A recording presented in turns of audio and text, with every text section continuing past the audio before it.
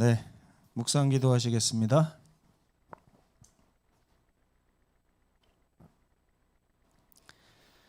네, 2022년 제1기 11과 예수 믿음의 주요 또 온전하게 하시는 분이라는 주제로 한 주일 동안 교과를 공부했습니다. 오늘 좀 마무리하는 시간을 갖도록 하겠습니다. 기억절 다시 한번 크게 읽어보겠습니다. 히브리서 12장 2절 시작.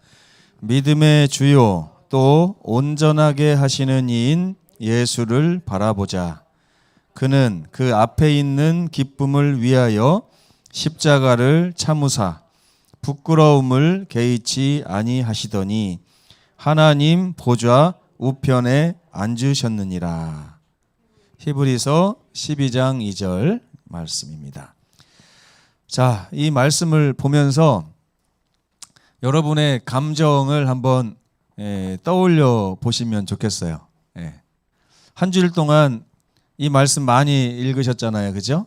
앞으로도 많이 읽으실 것이고, 그 히브리서에서 가장 중요한 구절이 몇 장 몇 절이라고 그랬습니까? 4장 16절. 이게 첫 번째 중요한 성경절이라면 두 번째 있는 성경절은 바로 이겁니다.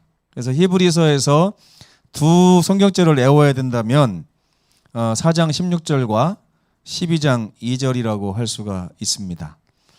오늘 기억절 많이 안 외우셨는데 적어도 우리 제7일 안식일 예수재림교회 다니는 성도라면 이 말씀은 꼭 외우고 있어야 됩니다. 이 말씀은. 그래서 이 말씀을 보면서 한번 감정을 떠올려 봤으면 좋겠어요. 이게 도대체 무슨 감정이 이 말씀을 통해서 나와야 되는가. 자, 여러분, 우리가 보통 말을 들으면 그 말에 따른 감정이 떠오르게 돼 있습니다. 그렇죠? 그런데 제가 이게 설교하면서 또 말씀을 읽으면서 이렇게 보면 하나님의 말씀에는 우리가 감정이 잘 떠오르질 않아요. 이게 뭐냐면 제가 지난번에도 말했다시피 하나님에 관해서는 좀 바보, 멍청이 같은 존재들이기 때문에 그런 것이 아닌가. 자, 아이들에게 말을 해보세요. 오늘 아이들이 하나도 없지만 아이들에게 말을 해보면 그 아이들은 그 말에 반응을 합니다. 아이들은 말에 반응을 해요. 그래서 야, 아빠가 이번 생일날 너를 위해서 택배로 뭘 시켜놨어. 그러면 아이들의 반응이 어때요? 와, 좋다 그러잖아요. 이 말에는 반응이 있어야 돼, 반응이. 근데 만약에 아빠가 너 이번 생일날 주려고 선물을 인터넷에 주문해놨어 그랬더니 와, 이렇게 한다고 생각을 해보세요. 참 이게 문제죠, 그죠? 근데 여기 보면 이런 말씀을 읽을 때 이런 기가 막힌 말씀, 특별히 우리 성경을 통틀어서 정말 반드시 알아야 될 첫 번째 성경절이 있다면 몇 장 몇 절입니까? 요한복음 3장 16절이에요. 그죠? 근데 요한복음 3장 16절을 읽으면서도 뭐라고 그래요, 우리가? 와, 이렇게 한단 말이에요. 이게 뭐냐? 우리의 신앙이 지금 죽어 있다는 거예요. 우리의 신앙이. 하나님이 세상을 이처럼 사랑하사 독생자를 주셨으니 이는 저를 믿는 자마다 멸망치 않고 영생을 얻게 하려 하심이라. 그러면 우와, 바로 저거야. 저게 내가 신앙하는 이유야. 그러면서 막 감탄을 해야 되고 감사가 나와야 되고 기쁨이 나와야 되는데 우리가 그렇지 않아요. 다시 한번 이 말씀을 천천히 읽어보겠습니다. 시작. 믿음의 주요 또 온전하게 하시는 이인 예수를 바라보자. 이건 무슨 말이에요? 바라보자는 거잖아요. 바라봅시다 이렇게 한 거예요. 근데 바라봅시다 그랬는데 그 후에 뭐라고 하는지를 들어봐야 됩니다. 예수님은 자 보세요. 지금 세 가지가 나오죠. 그 앞에 있는 기쁨을 위하여 십자가를 참으셨습니다. 이게 우리가 기뻐해야 될 이유일까요? 아니면 두 번째, 그분은 그것을 위해서 부끄러움을 개의치 아니하셨습니다. 이게 두 번째일까요? 아니면 하나님 보좌 우편에 앉으셨습니다. 여기에서 우리가 환호를 해야 될까요? 네. 세 번째, 이 세 번째 말을 하기 위해서 첫 번째, 두 번째 이야기가 나온 거예요. 그렇기 때문에 우리가 바라봐야 될 이유가 생긴 것입니다. 왜 바라봐요? 우리가 믿음의 주님이시고 온전하게 하시는 분인 예수님을 왜 바라봐야 됩니까? 제가 이따 설교 예배 시간에 이 얘기를 좀 할 건데 왜 바라봐야 됩니까? 왜? 이유가 여러분 우리가 그동안 바라보라고만 했지 왜 바라보라고 하는 이유를 잘 몰랐어요. 정장로님 왜 바라보라고 했습니까? 그동안? 네? 그러니까 장로님이 바라보자 그렇게 했어요. 그랬더니 옆에 있는 염집사님이 왜요? 이렇게 물어봤어요. 그럼 장로님 뭐라고 대답하시겠어요? 네. 근데 그동안 우리는 어떤 식으로 이 말씀을 전했냐면 바라봐야 구원을 얻습니다. 이제 이런 식으로 많이 이해를 했어요. 그러니까 구원을 얻기 위해서 바라보라고 하니까 이게 기쁨이 없고 감동이 많이 이제 사그라드는 거죠. 근데 이 말씀을 보면 사도 바울은 너희들 이렇게 예수 안 바라보면 국물도 없어 이렇게 얘기하지 않습니다. 사도 바울은 이렇게 얘기해요. 믿음의 주님이시고 우리를 또 온전하게 하시는 예수님이 있지 않느냐. 그 예수님을 바라봐라. 왜? 이유가 뭐예요? 예수께서 이미 모든 일을 이루시고 하나님 보좌 우편에 앉으셨느니라. 그렇기 때문에 예수님 바라보는 게 얼마나 기쁘고 행복한 일이냐. 우리가 예수님을 바라보기만 하면 우리도 하나님 보좌 우편에 앉게 될 것이고 예수님이 이미 앉아 계시다는 얘기는 우리가 이미 거기 앉아 있다고 하는 증거가 된다. 이런 말을 하고 있는 것입니다. 성경이 가끔 보면 좀 어렵다는 생각이 들어요. 이렇게 이걸 좀 풀어가지고 써놨으면은 되게 좋을 텐데 왜 성경은 이렇게 어렵게 써놨는가? 이유가 뭘까요, 여러분? 이유가 쉽게 써 있으면 좀 좋을 것 같습니까? 어떨 것 같아요? 우리 단우하고 다나가 성경이 어렵다고 쉬운 성경 사달라고 해서 쉬운 성경을 사줬어요. 그랬더니 읽다가 흥미를 잃어버리더라고요. 왜 그런가 제가 고민을 해봤어요. 왜 이렇게 쉽게 써놨는데 왜 그럴까? 봤더니 하나님의 말씀에는 깊이가 있는데 이 깊이를 우리가 깊이 묵상할 때 하나님의 성령께서 아주 많은 것을 깨닫게 해주십니다. 근데 그거를 쉬운 말로 바꿔놓으면 이렇게 수박을 겉핥기 하는 것처럼 그거 외에는 더 깊이 들어갈 수가 없겠더라고요. 보니까. 그래서 여러분 성경은 어렵다 할지라도 어려운 말씀을 놓고 하나님 앞에서 기도하면서 깊이 묵상해 볼 필요가 있습니다. 여러분 제가 목회를 하면서 왜 성도들의 신앙이 자라지 않는가, 왜 우리 교회가 부흥하기가 이렇게 어려운가를 늘 고민해 봤는데 그 결론이 나오더라고요. 결론이 뭔지 아세요, 여러분? 하나님의 말씀을 깊이 묵상하는 이 일이 없기 때문에 그렇습니다. 하나님의 말씀을 깊이 묵상하지 않아요. 여러분 지난 한 주를 생각해 보세요. 하나님의 말씀을 얼마나 묵상을 하셨습니까? 하나님 말씀을 깊이 묵상하시는 분들은 안식일에 와서 묵상하지 않습니다. 예배 시간에 묵상하지 않고. 그래서 이 말씀을 보면서 여러분 이 말씀을 내가 이 안에서 나에게 어떤 감정의 소용돌이가 일어나지 않는다. 그러면 내가 묵상을 덜 한 거예요. 그러니까 하나님의 말씀을 놓고서 계속 묵상하고 또 묵상하고 또 묵상해야 돼요. 여러분 왜 찬미에 대해서 18번 찬미가 있어야 되는지 아십니까? 18번 찬미는 내 마음에 와닿은 찬미라는 뜻이에요. 우리 공영선 장로님이 불렀던 가장 18번 곡이 뭡니까, 여러분? 아니에요. 지난번에 집사님이 그거라고 해서 제가 속아서 그렇게 했는데 나중에 생각해 보니까 아니에요. 장로님이 전도회 때 부른 노래가 있어요. 그거 나의 등 뒤에서 아니에요. 예? 아니에요. 인생길 험하고 마음 지쳐, 이 노래예요. 예. 맞죠? 우리 공장로님 찬미 부를 때마다 제가 왜 감동이 되냐면 공장로님의 마음에 그 가사가 와닿았다는 것이 너무 감사했어요. 인생길 험하고 마음이 지쳐 있다. 우리의 모든 마음이잖아요. 그죠?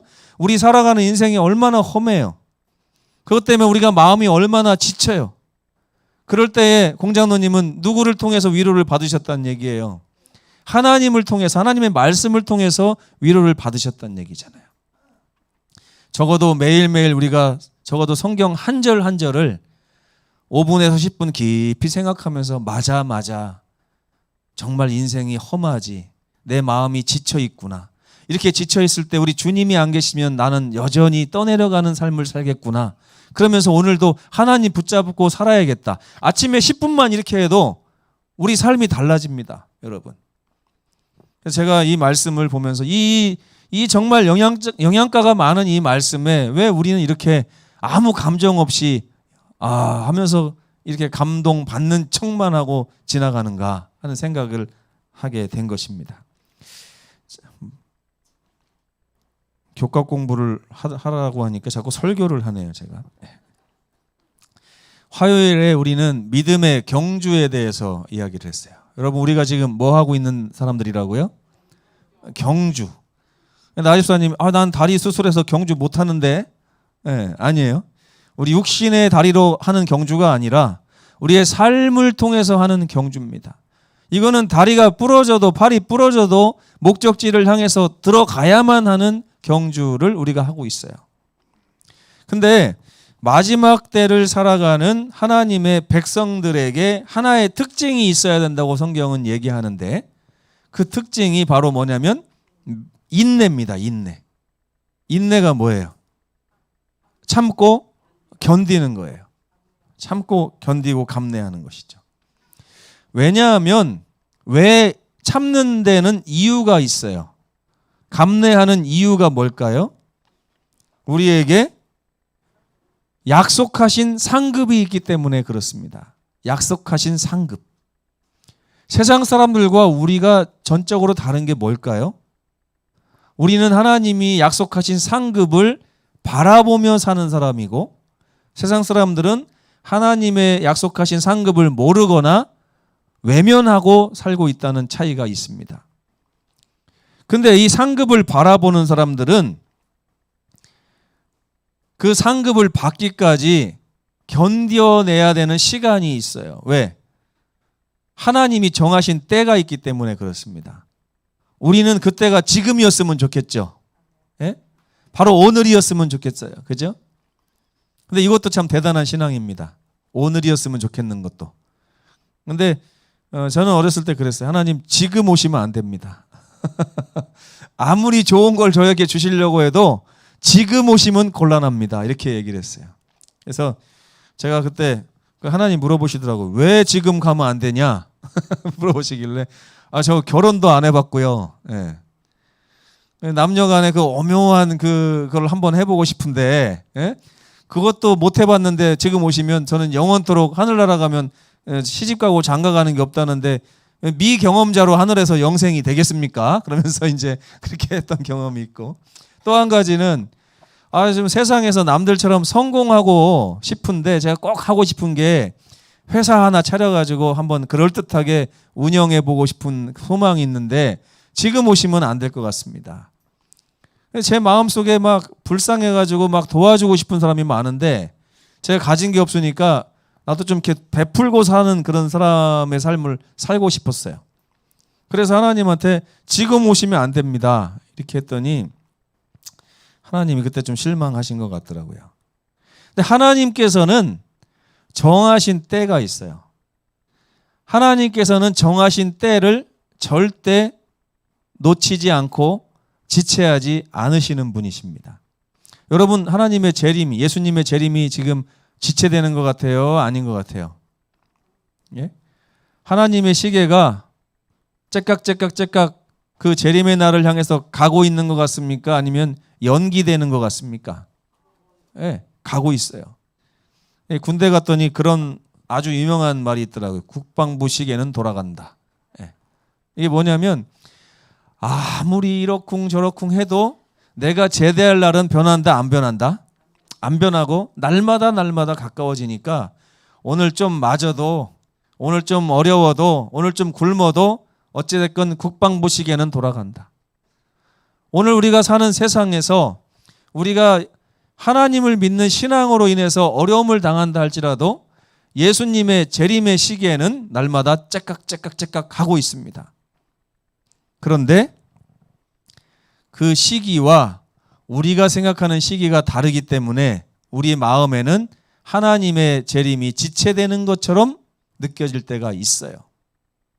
그렇기 때문에 우리가 그 상급을 얻기 위해서는 참고 견뎌야 되는 시간이 필요한 것입니다. 근데 이 인내를 위해서는 어떤 것이 또 필요하냐면 믿음이라고 하는 것이 필요해요. 히브리서 4장 2절에 보면 들은 바 그 말씀이 그들에게 유익하지 못한 것은 듣는 자가 믿음과 결부시키지 아니함이라. 이런 말씀이 있습니다. 여러분, 우리의 신앙은 한마디로 요약을 하면 약속하신 상급의 것을 받기 위한 삶인데 그 다른 박질 가운데서 우리가 하나님의 시계에 나의 삶을 맞출 필요가 있다 하는 것입니다. 그러기 위해서 인내가 필요하고 그러기 때문에 믿음과 결부시켜야 하는 것입니다. 하나님의 약속은 결코 지체되는 법이 없기 때문에 반드시 오기 때문에 우리는 믿음을 가지고 그날을 바라봐야 되는데 이거를 다른 말로 하면 믿음의 경주라고 얘기하는 것입니다. 고린도전서 9장 24절을 함께 읽어보겠습니다. 시작. 운동장에서 다름질하는 자들이 다 달릴지라도 오직 상을 받는 사람은 한 사람인 줄 너희가 알지 못하느냐. 너희도 상을 받도록 이와 같이 다름질을 하라. 네. 이 말씀을 보면 구원은 한 사람만 받는가 보다 이렇게 오해하실 수도 있지만 이게 그런 얘기는 아닙니다. 이 월계관을 쓰잖아요. 올림픽에서. 이 월계관을 쓰는 사람은 한 명밖에 없어요. 그러니까 우리가 신앙을 할 때 이 믿음의 경주를 할 때 어떤 마음을 갖고 해야 되냐면 여러분 우리 이 서귀포교에 있는 모든 성도들이 월계관을 쓰기 위한 믿음의 경주를 하라는 뜻이에요. 만약에 예를 들어서 500명이 달리기를 하는데 그 중에 절반에게 월계관을 씌워준다. 이렇다고 하면 사람들이 달리겠어요? 안 달리겠어요? 예? 달리겠습니까? 안 달리겠습니까? 열심히 안 달려. 이렇게 할 거예요. 전경순 집사님이 막 뛰어가니까 뭐라 그래요? 집사님 어차피 반 안에만 들으면 되니까 나랑 같이 걸어갑시다. 뒤에 보니까 아직도 사람 많아요. 우리 걸어가도 되잖아요. 이렇게 하면서 서로 격려할 수가 있어요. 염 집사님 또 막 뛰어가면 또 뭐라 그래요? 왜 그렇게 1등 못해서 안 달으래? 250등 안에만 들면 되는데 이렇게 신앙을 할까봐 사도 바울이 한 사람만 상을 받는 것처럼 생각하고 달리라고 말씀을 하고 있는 거예요. 여러분, 여러분의 소망 가운데 이런 소망이 있나 모르겠어요. 제가 볼 때 없는 것 같거든요. 서귀포교회 한 60명 성도 중에서 내가 1등을 해야 돼. 믿음의 경주에서 이렇게 생각하고 달리세요? 아니면은 1등은 박 장로님한테 양보해드리고 나는 한 10등이나 20등 하면 좋겠다. 이렇게 신앙을 하십니까? 어때요, 여러분? 후자죠? 그러면서 뭐라고 그래요? 나는 마음이 넓어. 나는 마음이 온유해. 난 욕심이 없어. 근데 이 말씀을 보세요. 운동장에서 다름질하는 사람이 얼마나 많으냐. 근데 너희가 달릴 때 어떤 마음을 가지고 달려야 되느냐? 한 사람만 월계관을 쓴다고 생각하고 달려야 된다. 아무도 아멘을 안 하시네요. 우리 김복순 집사님 몇 등 해야 된다고요? 네? 1등 해야 돼요. 1등 하려면 누구보다 신앙을 잘해야 돼요. 경주를. 옆에 있는 나 집사님보다도 잘해야 되고, 저보다도 잘해야 되고, 박 장로님보다도 잘해야 되고, 우리 김 장로님이나 문 장로님이나 정 장로님보다도 잘해야 됩니다. 그게 1등의 정신이에요. 그렇죠? 저기 뒤에 담비가 있는데 담비도 몇 등 해야 돼요? 1등을 해야 돼요. 근데 담비가 마음속에 내가 목사님보다 신앙을 잘하면 되겠어? 이렇게 생각하면 안 된다는 뜻이에요. 이 말씀은. 아무리 옆에 기라성 같은 박 장로님, 김 장로님, 문 장로님 다 있어도 담비가 어떤 마음을 먹어야 돼요? 내가 1등을 해야 돼. 예수님을 사랑하고 예수님을 믿고 달리는 일에 있어서 내가 1등을 해야 돼. 옆에서 목사님이 자네? 나도 자야지? 이렇게 하면 안 돼요. 목사님은 자도 나는 깨서 말씀 들으면서 믿음으로 1등을 해야 되겠다. 이런 신앙을 하라고 하는 말씀이에요. 이게 바울이. 믿음의 경주라고 하는 얘기가 그것입니다. 믿음의 경주. 이 경주를 승리하는 모든 자들에게 상급이 준비되어 있어요. 여기도 또 속으면 안 돼요. 모든 자들이라고 하니까 우리 모두네 이렇게 생각할 수 있잖아요. 근데 그게 아니에요. 이 경주에서 이기는 모든 자들이에요. 이 경주에서는 어떻게 하면 이긴다고요? 우리 교회에서 내가 1등 하는 사람만 경주에 이기는 거예요. 그러면 사실은 이 경주에서 1등 하는 분이 한두 분은 아닐 겁니다. 그렇죠? 그러나 항상 우리는 내가 믿음에 있어서는 1등을 해야 된다라고 하는 마음을 가지고 하나님을 섬기는 이 자세가 필요하다고 하는 것입니다. 그래서 이제 어제 저녁에는 예수님이 우리의 믿음의 경주에 있어서 왜 그렇게 중요한 분인가 하는 것에 대해서 말씀을 드렸는데, 그 전에 우리가 화요일 날에 있었던 히브리서 11장에 믿음의 경주를 했던 사람들의 이야기를 3명만 꼽아서 좀 어제 이야기를 했었습니다. 첫째는 아브라함이었고, 두 번째는 모세, 세 번째는 라합이었어요. 이 교과에서 이 저자가 이 세 사람, 특별히 10사람 중에서 세 사람을 특별히 꺼낸 이유가 있습니다. 첫째, 아브라함의 믿음은 어떤 믿음이었냐면 신뢰하는 믿음이었어요. 누구를요? 하나님을 누구보다요? 나보다 더 신뢰하는 믿음. 여러분, 안식일에 비가 안 오고 일주일 내내 비 오고 이런 날씨가 한 달, 두 달 계속된다고 생각을 해보십시오. 농사를 지을 수 있겠어요, 없겠어요? 네? 농약을 칠 수 있겠습니까, 없겠습니까? 네. 이제 우리들이 인간적으로 생각해 보면 답이 딱 나오게 돼 있어요. 그런데 하나님의 율법이 있고 하나님의 말씀이 있는데 하나님의 말씀을 순종하며 살기에 내 삶이 허락하지를 않는 경우가 있습니다. 그래요, 안 그래요? 네? 하나님의 말씀대로 살아야 되는데도 불구하고 내 삶이 그것을 허락하지 않을 때가 있어요. 그럴 때 아브라함이 어떻게 했다는 것입니까? 네? 아브라함은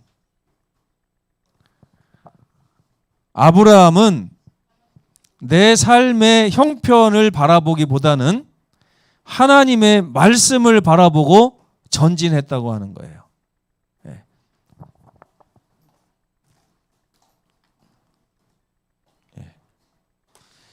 이 믿음은 정말 너무나도 중요한 믿음이라고 할 수 있습니다. 너무나도 중요해요. 제가 가만히 생각을 해봤어요. 나는 어떤가? 나는 내 삶의 형편 때문에 하나님의 말씀을 이렇게 뒤로 미루는 경우가 얼마나 많은 사람인가 생각해 보니까 저도 예외는 아니더라고요. 저도 예외는 아니에요. 여러분, 분명히 다시 한번 우리 이번 교과를 통해서 이걸 다시 한번 새겼으면 좋겠습니다. 하나님의 말씀이 언제나 내 삶에서 첫째가 될 수 있도록, 하나님이 굶으라고 하면 이유를 몰라도 굶어야 돼요. 그게 아브라함의 믿음입니다. 아브라함이 갈대아 우르에서 얼마나 자리를 딱 잡고 잘 살았어요. 그죠? 근데 하나님께서 갑자기 오시더니 너는 거기를 떠나라 그러니까 거기 떠나기가 쉬웠겠느냐고요. 정말 쉽지 않은 일이에요. 그러나 아브라함은 자기의 형편을 자기 지혜로 재기보다는 그냥 하나님 말씀을 순종하며 살기로 결심하고 아들을 제물로 드리라고 하는 하나님의 음성을 들었을 때 여러분이 아마 그 음성을 들었다고 생각해 보세요. 가장 신앙을 잘해 보이는 사람이라 할지라도 그 말씀에 순종하기는 쉽지 않을 것 같습니다. 두 번째, 이 모세의 믿음은 감내하는 믿음입니다. 감내하는 믿음. 참아내고 인내하는 믿음인데 가만히 보면 이건 양팔저울 신앙과도 같아요. 여러분, 제가 언젠가 예를 한번 들었어요. 지금 윤석열 대통령이 후보가 당선이 됐는데 갑자기 하나님께서 오시더니 말씀하시는 거예요. 너 그거 거부해라. 너는 대통령 하기보다는 저기 우크라이나에 가서 선교를 해야 되니까 대통령직을 내려놓고 우크라이나로 떠나라. 그러면 윤석열 후보가 어떻게 결정할 것 같습니까? 네? 어떻게 할 것 같아요? 김장로님이 윤석열 후보라면 어떻게 결정하실 겁니까? 대통령 해야죠. 돌아볼 거 아니에요. 제가 하나님 해도 너무하시네요.